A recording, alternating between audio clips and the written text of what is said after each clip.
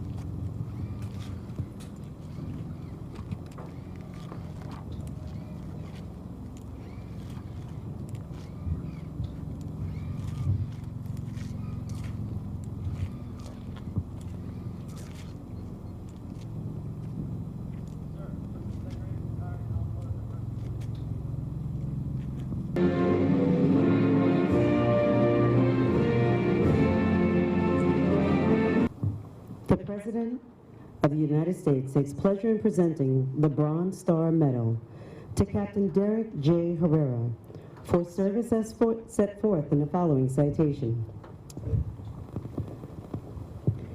For heroic achievement in connection with combat operations against the enemy as team leader, Marine Special Operations Team 8131, Marine Special Operations Company C, 1st Marine Special Operations Battalion, Marine Special Operations Regiment, U.S. Marine Corps Forces Special Operations Command from December 2011 to June 2012.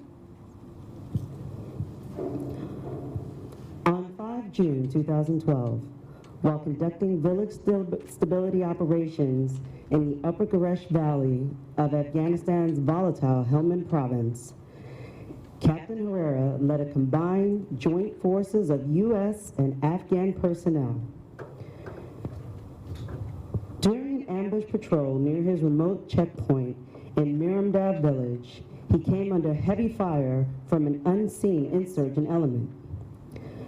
With his patrol effectively immobilized by the high volume of incoming fire, Captain Herrera employed supporting mortar fire from his patrol base to suppress the insurgent position. Despite the effective mortar barrage, the insurgents pressed home their assault.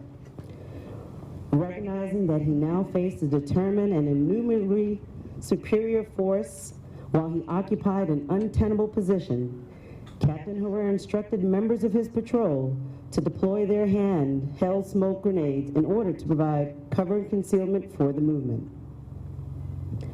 While continuing to control and adjust indirect fire assets, Captain Herrera and his patrol bounded through the smoke screen back toward a supporting friendly element. Now in a position of advantage, Captain Herrera and his team effectively suppressed the attackers with supporting arms and destroyed the insurgent attackers in detail. By his extraordinary guidance, zealous initiative, and total dedication to duty, Captain Herrera reflected great credit upon himself and upheld the highest traditions of the Marine Corps and the United States Naval Service. The combat distinguishing device is authorized for the President, M.A. Clark, Major General, Commander, U.S. Marine Corps Forces, Special Operations Command.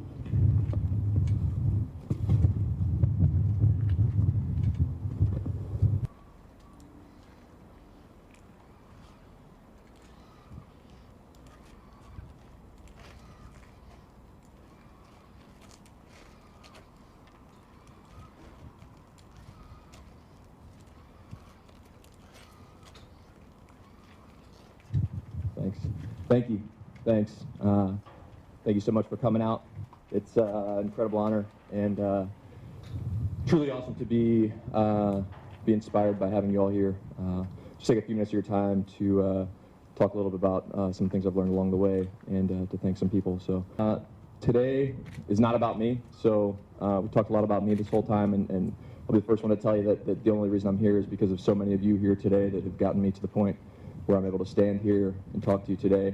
I'm here today because of all of you, and in specific, there's a few people that really led me to this path, and incredible men that I had the luxury of meeting and following into the Marine Corps as officers. So when I was a midshipman at the Naval Academy, I actually didn't really like Marines because there was only drill instructors there, and I thought they were kind of stupid because all I knew about the Marine Corps was shining shoes and getting yelled at.